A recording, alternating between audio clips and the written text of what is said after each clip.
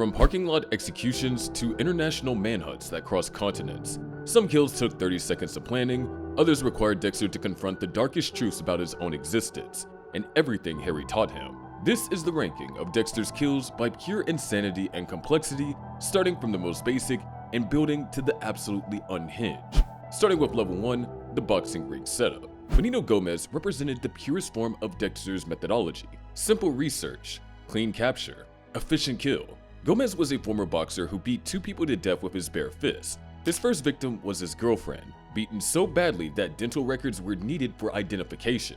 After serving 5 years, he murdered again, this time a father of 2, with such force that the victim's cheekbone shattered and his eyeball was pushed completely out of its socket. One of the man's sons witnessed the entire attack. Detective Joey Quinn arrested Gomez in Season 4, Episode 1. The case seemed airtight until Dexter brought the wrong evidence to court while exhausted from new fatherhood. The prosecution's case fell apart. Dexter fixed his mistake the old-fashioned way. He dragged Gomez to the boxing gym where he trained, injected him with M99, set up a kill room right there in the ring where Gomez had perfected his punches. No improvisation, no variables spinning out of control, just the code working exactly as Harry designed it. Even the simplest kills carry risk when exhaustion clouds judgment and memory fails completely. After the kill, Dexter loaded the dismembered body into garbage bags. While driving home, sleep deprivation from caring for baby Harrison caught up with him. Dexter fell asleep at the wheel and crashed. He woke up surrounded by paramedics with a concussion. At the impound yard, he found his kill tools but zero trace of the bags. For an entire episode, Dexter tore Miami apart looking for those remains. The amnesia from his concussion made Dexter forget he actually stashed the body parts back at the boxing arena before even getting into his car. The crash had nothing to do with the disposal. His exhausted, injured brain couldn't remember. A level 1 kill became a nightmare because one variable changed: sleep deprivation. That's all it took to nearly expose 20 years of work. This was level 1.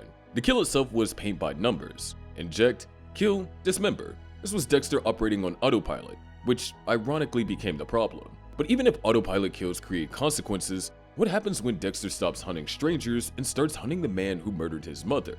Santos Jimenez forced Dexter to kill for pure vengeance, abandoning the code entirely to settle a debt 30 years in the making. In Season 2, Episode 5, Dexter learned the truth about his mother, Laura Moser's death. She had been working as Harry Morgan's confidential informant against drug lord Hector Estrada's organization. Santos Jimenez, one of Estrada's enforcers, was a man who actually wielded the chainsaw that killed Laura in front of 3-year-old Dexter and his brother Brian in that shipping container. Jimenez has turned state's evidence and entered witness protection. 34 years later, he was running a tavern called The Swamp in Naples, Florida, still dealing cocaine on the side.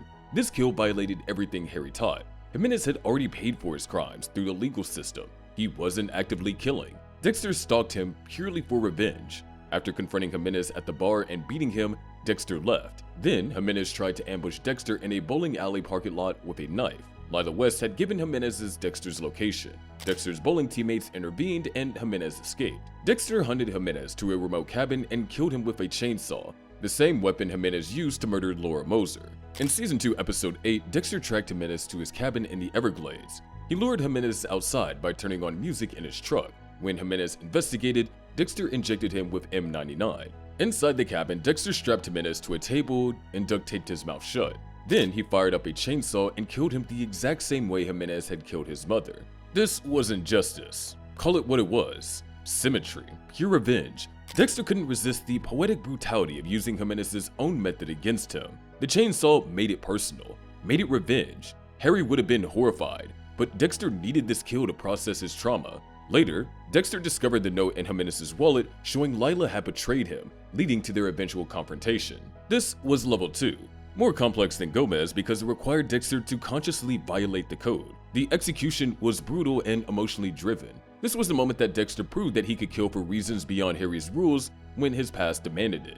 So Dexter just killed for revenge. That's a line crossed. But what happens when the kill itself becomes a chess game with psychological warfare? Oliver Saxon operated in plain sight as Dexter's neighbor's boyfriend while secretly being the brain surgeon, forcing Dexter into a months-long game of cat and mouse. Season 8 introduced the brain surgeon, a serial killer who removed sections of victims' brains and left them as messages. The killer was later revealed to be Oliver Saxon, real name Daniel Vogel, the estranged son of Dr. Evelyn Vogel, who had helped create Harry's code. Saxon had killed his own brother as a child, escaped from a psychiatric hospital by setting a fire to fake his death, and left a long body count across multiple countries.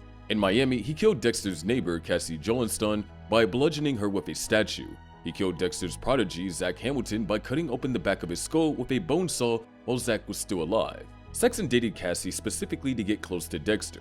He killed her and framed Zach to draw Dexter deeper into his web. When Saxon's identity was revealed, he slit his own mother, Evelyn Vogel's throat right in front of Dexter. Then, Saxon went after Deborah. He shot her during an arrest attempt. Deborah survived the gunshot, but suffered a stroke during surgery that left her brain dead. Dexter murdered Saxon inside Miami Metro Police Station holding cells by stabbing him in the neck with a pin, staging it as self-defense. After Saxon was arrested, Dexter visited him in the holding cell. During their confrontation, Dexter provoked Saxon into attacking him. When Saxon lunged, Dexter grabbed a pin and stabbed him directly in the neck, killing him. Quinn and Batista reviewed the security footage and ruled it as self-defense, and Dexter walked free. This was the only time that Dexter had killed a main antagonist in direct combat inside a police station. The audacity of murdering someone in custody on camera while surrounded by colleagues required perfect execution. One wrong move, and the footage would have shown premeditated murder. Dexter had to make Saxon attack first, make it look defensive, and ensure that the pin strike was instantly fatal. The complexity came from the location and the stakes. This was level 3. Saxon's kill requires psychological manipulation, perfect timing, and performing a murder inside a police station on camera while making it look like self-defense. The months of infiltration and Saxon's connection to Vogel elevated this beyond a standard execution. Before you subscribe, let me ask you this. What happens when Dexter doesn't pull the trigger himself, but creates the circumstances that leads to someone else's death? James Dokes became the first person to catch Dexter in the act, forcing Dexter to imprison him in a cabin while deciding whether to kill an innocent man or turn himself in. Throughout Season 2, Sergeant Dokes stalked Dexter relentlessly. In Episode 9, Dokes followed Dexter to a remote cabin in the Everglades where Dexter had just killed Santos Jimenez. Dokes caught Dexter disposing of the body. Dexter subdued Dokes and locked him in a makeshift cage inside the cabin. For days, Dexter brought him food and water while internally debating his options. Kill Dokes and violate the code by murdering an innocent man, or confess everything and go to prison. This was Dexter's greatest moral crisis. Dokes wasn't a killer. He was a decorated Army Ranger and a dedicated cop who simply figured out the truth. Dexter couldn't kill him without destroying everything Harry built. He couldn't let him go without destroying his own life. Dexter was paralyzed. Then Lila West found the cabin. Lila West discovered Dokes imprisoned in the cabin, learned from him that Dexter was the Bay Harbor Butcher, and chose to kill Dokes by blowing up the cabin to protect Dexter. In the Season 2 finale, Lila used Dexter's GPS to locate the cabin. She found Dokes caged, and he told her everything.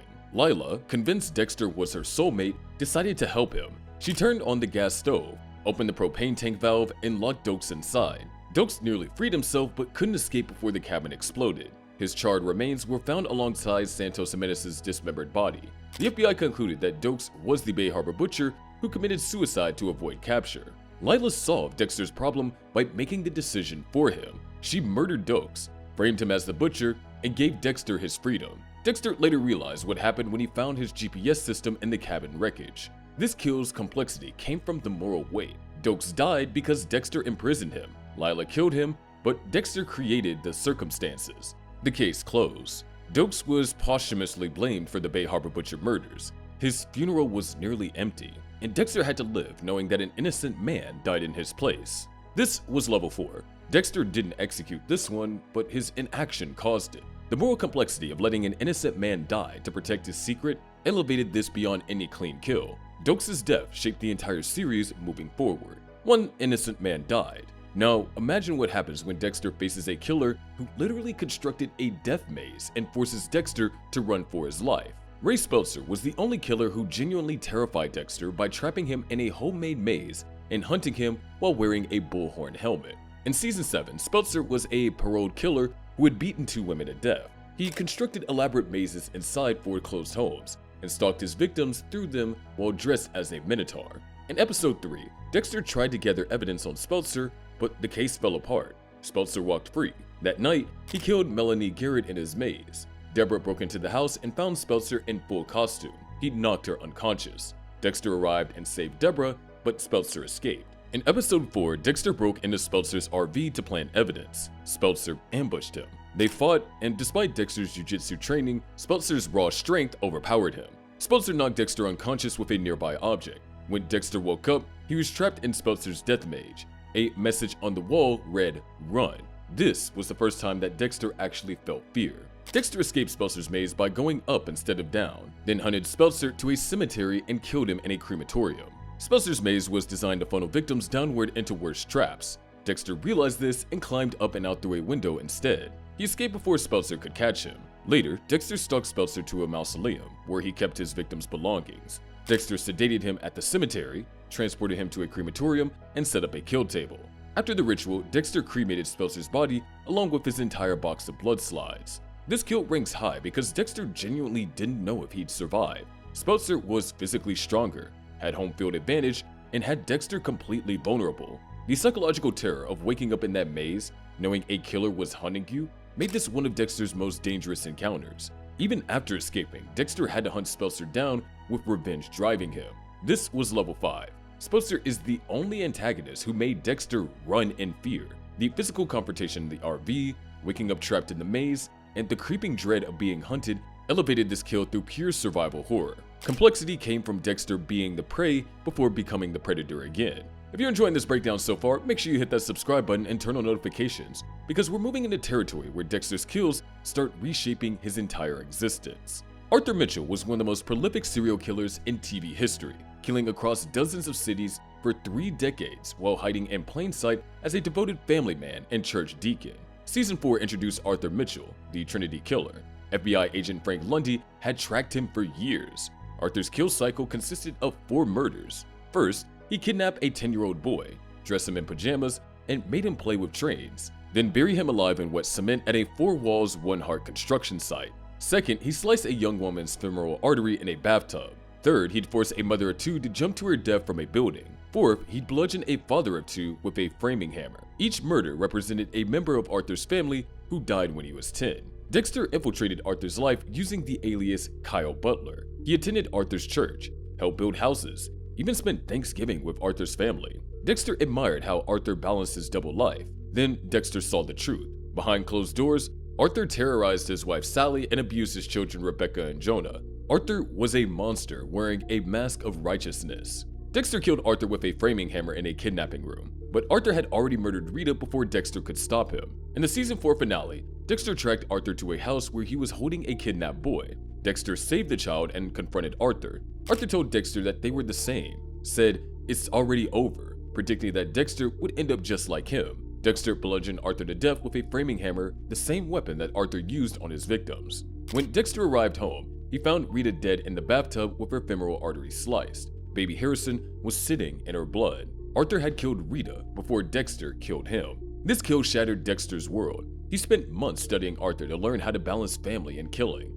Instead, Arthur proved that balance was impossible. The final cost came when Arthur murdered Rita as his last act of revenge. Dexter killed the Trinity killer, but Trinity won. Harrison grew up in blood just like Dexter. The trauma passed to the next generation. This kill's complexity came from its aftermath. Everything changed. Dexter lost Rita, Harrison lost his mother, and Dexter proved that he couldn't protect the people he loved while living his double life. So this is level 6. Arthur Mitchell's 30-year killing career, his elaborate 4-stage cycle, his complete mastery of deception, and his final devastating move of killing Rita before dying elevated this to near maximum complexity. Dexter killed Trinity. Trinity destroyed Dexter's family. That's a level of psychological warfare that no other antagonist achieved. And now we get to the absolute peak. The kill that forced Dexter to choose between his brother and his sister, between his true self and the life that Harry built. Welcome to level 7. Brian Moser spent season 1 leaving cryptic messages and dismembered bloodless bodies across Miami specifically designed to awaken Dexter's memories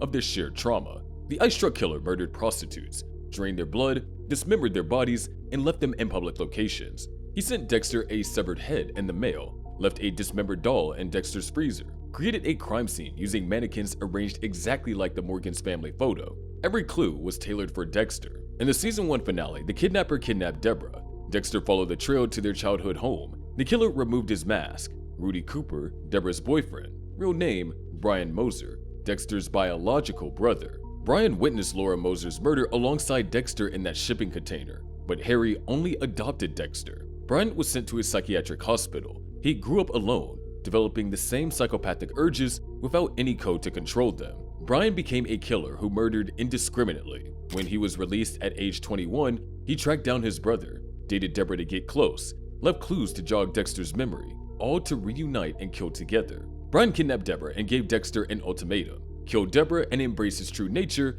or save her and deny his biological brother forever. Brian took Deborah to the house to where their mother died. He strapped her to a table wrapped in plastic, ready to kill her. When Dexter arrived, Brian revealed everything. They were brothers. They'd been through the same trauma. Harry had abandoned Brian to save Dexter. Now, they could finally be freed together. All Dexter had to do was let Deborah die. Brian believed that Dexter would choose blood over adoption, choosing truth over the lie that Harry constructed. But Dexter proved Brian wrong. He freed Deborah and saved her. Brian then tried to kill her anyways, and Dexter stopped him. Later, Brian broke into Dexter's apartment expecting to find Deborah. Instead, Dexter had set a trap. He strangled Brian unconscious with a garrote, transported him to Brian's refrigeration unit, suspended him upside down exactly like Brian did to his victims, and they had one final conversation. Brian begged Dexter not to kill him, said they belonged together. Dexter, crying, told Brian he was sorry. He then slit Brian's throat with a knife, let him bleed out,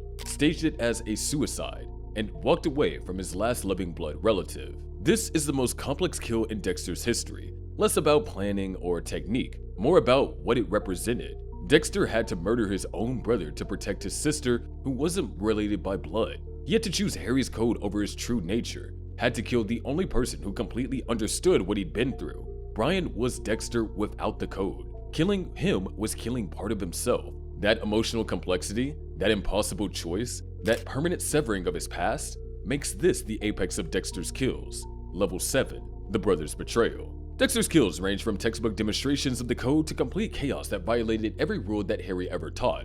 The simplest one required one injection and one knife. The most complex demanded sacrificing family, destroying innocence, and choosing between competing versions of himself. Benito Gomez died in a boxing ring after straightforward stalking. Santos Jimenez died for revenge with a chainsaw. Oliver Saxon died in a police station on camera. Lila West killed James Dokes to protect Dexter from his own moral paralysis. Ray Speltzer hunted Dexter through a death maze before dying in a crematorium. Arthur Mitchell murdered Rita even after Dexter killed him with a hammer. And Brian Moser forced Dexter to choose between brother and sister, between truth and the lie that Harry built. The pattern is clear. The more variables Dexter controlled, the simpler the kill. The more chaos entered the equation, the more insane things became. In the end, what defined his kills was how far he'd go when everything fell apart. Not the precision, it was desperation. If you enjoyed the breaking down of these several levels of insanity, make sure to subscribe and hit the notification bell. And don't forget to check out our recent upload about Dexter versus real-life FBI to see how Dexter's methodology would hold up against the most powerful investigative force on the planet.